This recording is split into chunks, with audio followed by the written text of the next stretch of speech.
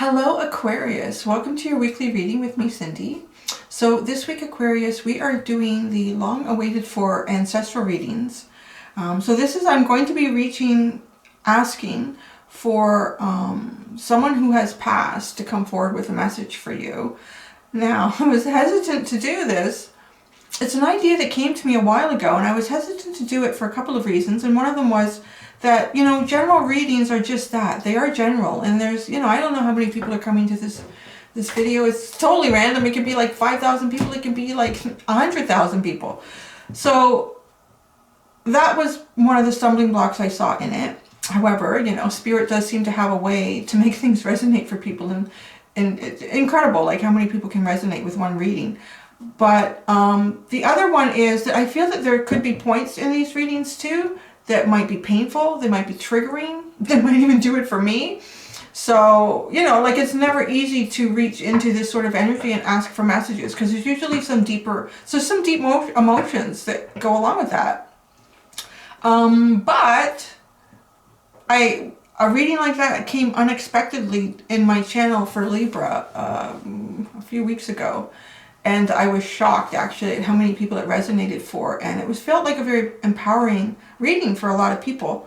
So I kind of saw it as a sign to do it. And then when I did post what my lineup was going to be for the readings, there was a huge interest in this. So I thought, well, let's do it. I mean, the path is leading us here. Let's do it. So how I'm going to do it, I've tried it a couple times on myself. Seems to be working. Bear with me. I may take some moments where I really need to pause and just connect to really feel what's coming through. So I'm using my Spellcaster's Tarot. It's the first deck I ever got. It's the oldest deck I have. So I'm comfortable that my energy is really in it. I can really connect. And what I've done is I've removed all the cards that are not Major Arcana or a court card, and I'm going to use that to try to figure out who is coming forward to speak to you, and then I'm going to develop that with other cards. I'm laughing at the Page of Pentacles is at the bottom here, because I was pre-shuffling for you and actually did like a little sort of test reading with the camera on, asking for Aquarian energy, and then I made a change in one of the Oracle decks that I was using, so I deleted that and I'm like, okay, I'm going to start, and it was the Page of Pentacles that came out. So let's get started, Aquarius, with your ancestral reading here. And try to find out who's coming forward for those that are coming to this reading at this time. How would Aquarius know this person? How would Aquarius know this person? Interesting. Wow. So you didn't get any court cards. You got two Major Arcana. You got the Star and the Moon. Interesting. And they follow each other, right? 17 and 18. Aquarian. This may be someone else who was an Aquarius. I feel this person is best described as someone who would have been very internal. Their emotions, their life experience was very internalized. But this person was also very balanced. Like they were internalized to a point, to not to the extent where, their outside life was kind of failing and not doing well. I do want to say that this person was quite successful and very good at navigating. I was going to say that. That's funny. The Wheel of Fortune is at the bottom. I was going to say this person was very good at navigating major changes in their life and being able to push through into the unknown.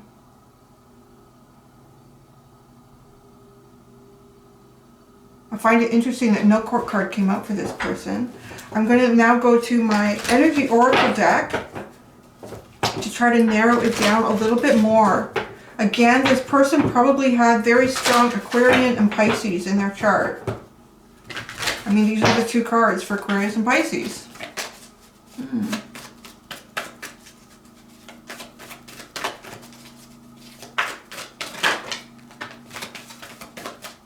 Gosh, everything is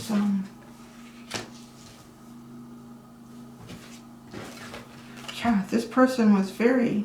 Okay, we have the Temple Path and the Thinking Man. This is funny. When I see this card, it reminds me of Aquarius. I kind of like the King of Swords a bit. Aquarius energy is very strong in this reading, guys. So I feel like this is someone that you knew who was also an Aquarian, but also had very strong Pisces in their chart. And that's coming through here with the Temple Path.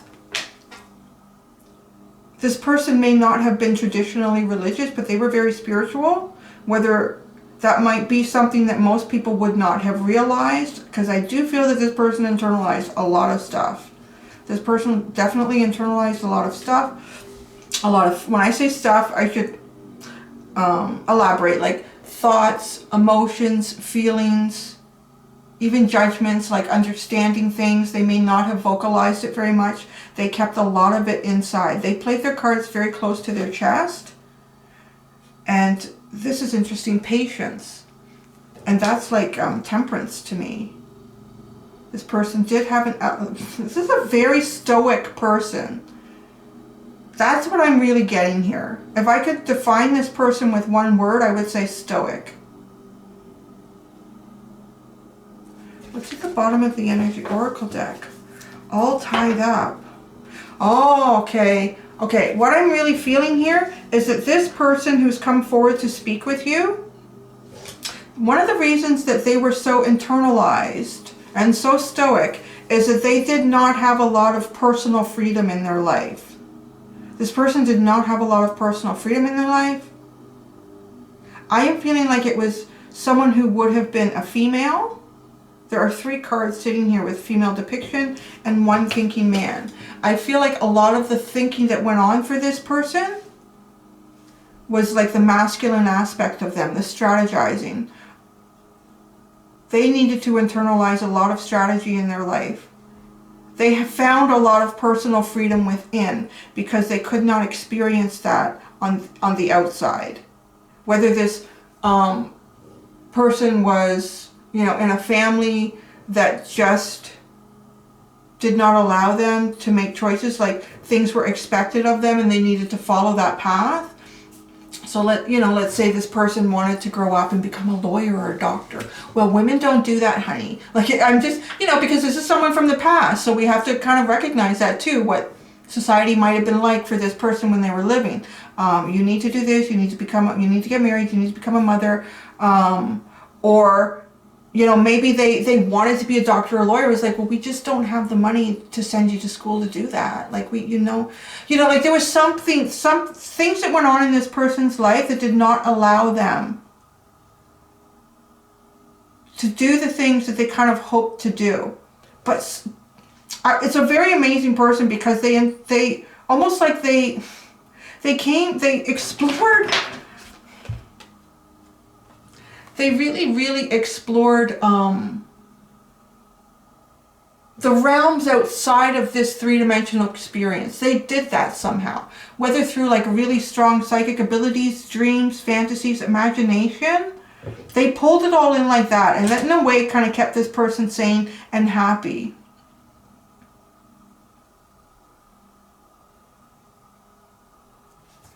I do think that these are going to be, like, even if this doesn't resonate with you, this is what I'm worried about. Like, oh no, there could be 2 people coming, but you know what? You need to hear the message. Those 2 people need to hear the message. I just think that these are going to be really fascinating to hear, regardless. I'm going to look through all of them and listen to them this week because it's going to be fascinating to hear the story. Say, okay, of these people coming through, these people from the past coming through to speak to you right now. I'm going to ask, there's a reason this individual is coming forward right now. There's something that they are helping you through life in, either guiding you, helping to manipulate, and temperance energy, let's say, temperance energy as well. Helping you temperance energy to line things up for you. I feel that this person would like you to be able to move past the things that held them back. They would like you to be able to move past the things that held them back in life. So now I'm just going to let cards come out and see what the message is. Let them speak. So I've like identified this person, the message.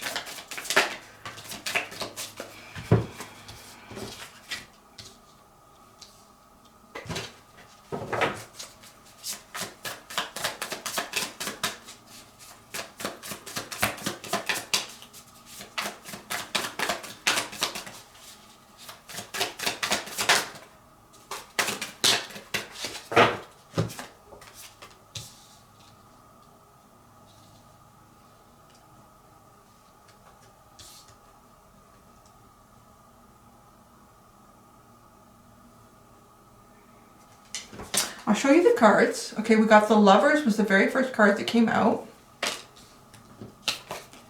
The Hanged Man. The Nine of Swords.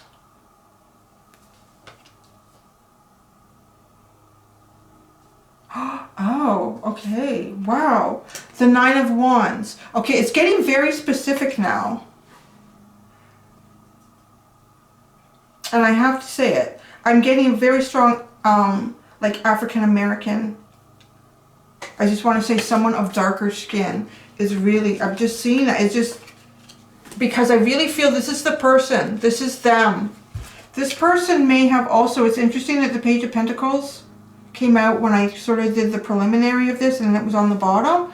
This person may not have lived like to a grand old age, I want to say. This may be someone too who could have been like a great aunt.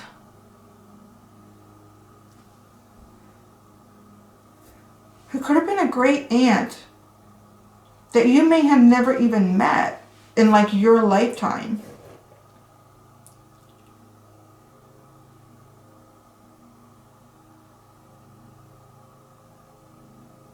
This is actually turning into a very strong message for the African American community, or anyone whose skin is just not Caucasian. I want to say, like not pink and white like me. There were there might be barriers that you are facing in terms of choices for partnership, and this may or may not have anything to do with race, but it could have something to do with culture, socioeconomic boundaries, and it may not have to do with partnerships with people, but choices, because this person was really held back either by the color of their skin, their sex, very like not deep reasons here, like very surface reasons. I'm really feeling now is what held this person back. They're here, they're kind of asking you, they're hoping you can start to see that there are more opportunities for you. Part of the reason you're here, I'm getting, part of the reason that you're here in this lifetime to experience whatever you're experiencing, whatever you're struggling through, fighting with, understanding, learning about yourself and how you fit in this dynamic, is to change, so Aquarian now, is to change the social parameters. It is to change the social parameters. This is not easy, and this person, I really feel like, stands behind you here with this. This I'm really getting, when I was looking at this card intently when everything came out, and oh my gosh, it's just like this beacon of light. I feel like she holds the beacon of light for you. With the Nine of Wands, when you get to a point that you feel like you can't move anymore, you have no more choices, you're exhausted with the fight and the struggle, this spirit, this individual holds the light for you. It does not allow the darkness to completely envelop you. That is what this ancestral energy is doing for you at this time. At least I want to say at this time. You're going to have, we all have all sorts of guides around us all the time, and some are more prominent in the moments in our life that we're in than other times, and this one is now. The Chariot. See, that's what it is. It's creating movement where movement was not allowed before. I love to, again, there is someone with a much darker skin color here, and the black and the white horse. I'm really seeing like really changing social dynamics. And it's so funny. There's two pieces of playing out. It's literally like the yin and the yang. I'm kind of hearing if we would only look at everything as yin and yang, and that is balance, as opposed to black and white and man and woman and all these other definitions that we, we're trying to create and say, this is how I define myself. You can be yin and you can be yang, and that can move back and forth. I'm seeing like really, really strong polar opposites here. This horse is so dark, and this other one is so white that its nose is pink. And at one point when I was doing the reading, I couldn't get over how pale these two looked. How really pale. The darkness and the light too. This is about bringing the darkness and the light together. Oh, it's almost like it's playing out in such an obvious, in our face way, but we're not seeing it. Like, with just what goes on in our world, like it's the balance. This is the balance. Okay, I don't want these readings to get like over politicized either, but there's definitely like Aquarius, there's something here that you're, part of your struggle in your journey here is it's going to be a very personal one. For it to be something that will affect and create change. It's not just about, well, think about people like, they all is coming like to light right now. I don't want to make it political. Martin Luther King and, I totally lost. It's just flown out of my head. Apartheid, South Africa. Like, when I say a personal level, there's personal sacrifice that has gone on. There's personal sacrifice going on in your life, in this lifetime, but that personal sacrifice is actually something that is changing the society around you.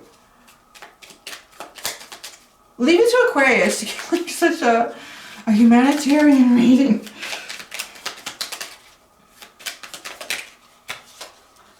Oh my gosh, I can't believe that. Wow, that's beautiful.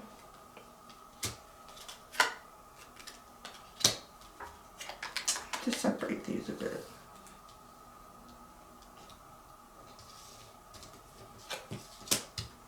Okay, how was that there?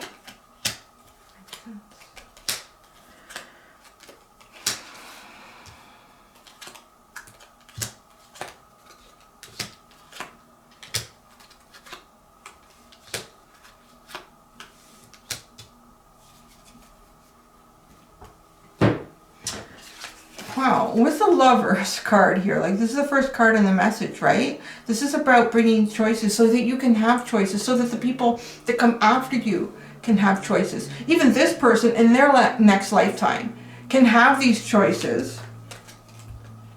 You got the Lovers again, the Ten of Cups, and the Page of Cups. This is all about finding the love and the beauty within your choices. I mean, that's what it is. These choices are based on love, and there should be nothing else involved in it, I'm hearing. These choices are based upon love. Love and happiness. And the Ten of Cups, to get to the 10, we need to start with the Page. You need to start with this very innocent, youthful, non-judgmental, like and that's part of what you're doing, is trying to show others that anything that they've been taught or experienced in life as a young person too, that might have created, prejudices or very, it's this way or the highway kind of attitude about stuff, is that we need to start with a new approach. We need to start with a new approach, and by doing that, you get to the ultimate happiness. The Hanged Man. Interesting. The Ten of Swords, the Eight of Swords, and the Strength card. Okay. So, when you run into situations in life where you've had major endings, you feel like the universe has taken so many options away from you, you're feeling very trapped by the lack of options. This is sort of the forces of the universe helping to strengthen you. And in doing that, it's sort of like the side effect to that is seeing things differently. And when you see things differently, you can move forward differently. And by moving forward differently, you create the example for the change. You create the example for the change. So try to notice these things. When you do hit points in your life where things have ended, how you see yourself has ended, how you understood yourself has ended. And then you almost feel trapped, like now I don't know how to move forward. I really don't know who I am. How do I fit into this? What is going on here? It's to strengthen you to be the change, really. It's to strengthen you to be the change. But that process is to see everything differently. And then here, the Nine of Swords, like this is not easy work. The Nine of Swords is not easy work.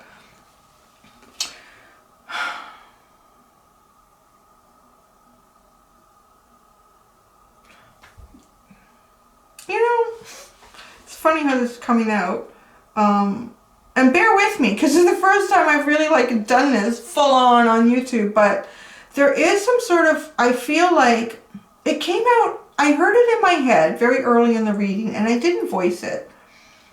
And I'll sit on stuff like that because I want to see how it plays out before I put something like that out there. But, okay, so this is one of the messages that I'm getting. It might be interesting for you to look at your lineage. I feel like if you identify as African American or anyone who's just not Caucasian, if you identify with that, I feel very strongly that there is someone in your lineage that was, and they are also serving as a spirit guide to you at this time. It is like, we can see there's only one here. And I want to say, I want to flip this too, because it started coming through when I saw these pale individuals, that I feel there are also people that are coming to this reading that would be identified as Caucasian, that have African American or something in their ancestry that is just not Caucasian. So with this Nine of Swords, I feel like sometimes there may be conflict for you. If you do a meditation, if you're trying to get answers, some days you may get a certain answer and it's like, oh, okay. And it sort of feeds this line of thought, direction for you. And then other days that answer may change and it feeds another line. And it's really hard to verbalize everything that's coming through. It's kind of like,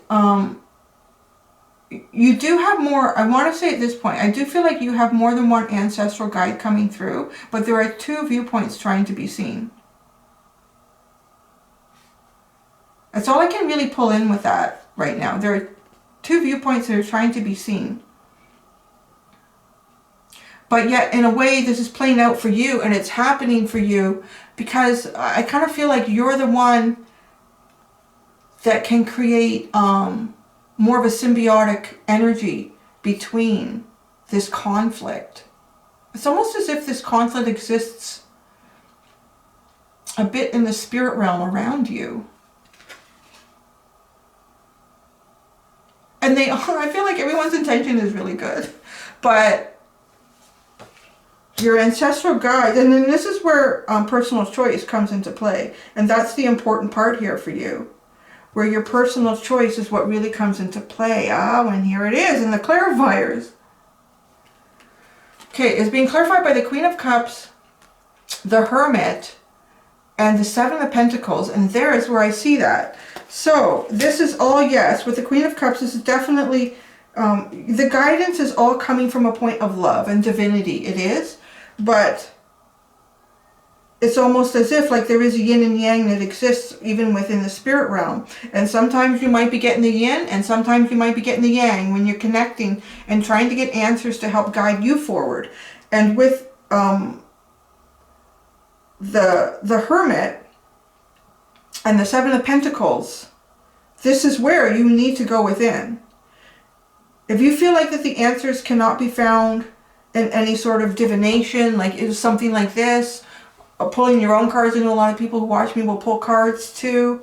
If it's like one day the answer is this and the next day it's that, well, energy does shift. But this is where with the Seven of Pentacles and the Hermit, it comes down to you and what the choice is going to be and how you're going to do it. So it does put, you know, it puts a bit of pressure on you. Responsibility here for the journey. You've taken this on. I mean, you've taken this on. Believe it or not, we've all asked for this stuff. So now this is where we come here with the Nine of Wands. I really feel like there is one specifically, like there are multiple guides around you. There is one very specific.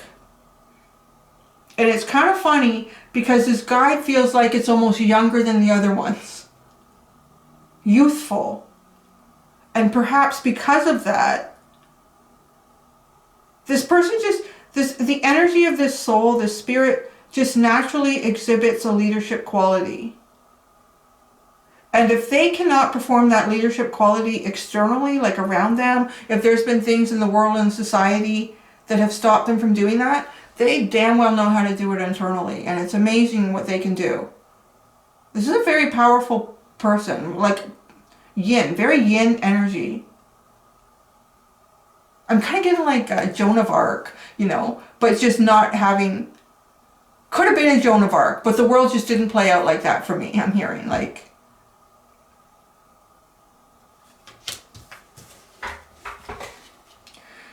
so, she's coming through with the King of Cups, the Seven of Wands, and the Nine of Cups. There's like, wow, there's that stoicism, right? That stoic energy is taking all those feelings and emotions and love and internalizing it and not necessarily putting it out into the world. Either it's not safe to do it, it's not appropriate, or it's not, it could hinder what it is that I really want to do.